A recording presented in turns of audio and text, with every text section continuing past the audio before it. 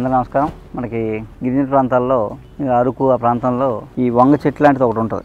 మనం వంగ చెట్టు అనుకుంటాం మనం, కానీ కాయలు ఉచ్చికాయలు అంటారు వీటిని. ఉచ్చికాయలు కాయలు పచ్చిగా ఉన్నప్పుడు పప్పులు వేసుకుంటారు. అలాగే బాగా ముగ్గి పసుపురంగా మారిపోతాయి. అప్పుడు ఆవకాయ పెట్టుకుంటారు.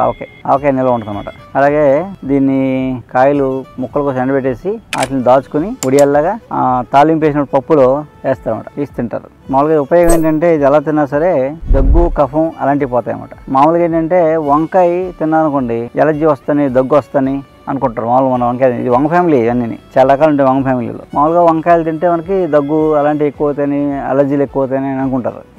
ఏం చేస్తాయంటే మామూలుగా దగ్గు తగ్గిస్తాయి. అలాగే దగ్గు కఫం లంగ్లో కఫం అది పోతాయి. మామూలుగా దగ్గు వచ్చినప్పుడు కూడా వీళ్ళు వేయించుకుని తింటారు. తింటే దగ్గు తగ్గిపోద్ది అనమాట. వేయించుకుని అన్నంలో ఫస్ట్ ముద్దలో తినేస్తారు, తినేసి దగ్గు తగ్గిపోద్ది. అలా ఉచ్చికాయలు దీంతో ఆవకాయ పెట్టుకోవచ్చు, అలాగే కూర వండుకోవచ్చు. అలాగే ఎండబెట్టి దాచుకుంటే మనం పప్పులో తాలింపుల్లో అట్లా వేసుకోవచ్చు అనమాట.